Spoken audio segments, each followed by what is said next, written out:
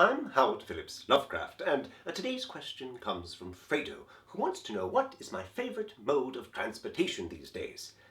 Now, my absolute favorite means of conveyance has not changed since I was alive, and that, of course, would be what my good friend Bob Howard referred to as my glistening thews. My legs. Perambulation has no equal.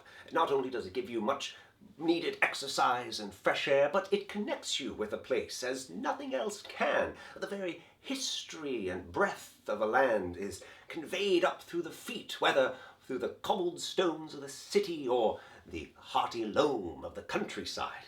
However, it is of course not always economic or efficient to get about by foot, at which point I've had to rely on other means. When I lived in the bustling metropolis of Toronto, I made use of public transportation, which makes one feel very civic, but has the rather obvious drawback of putting one in connection with the public.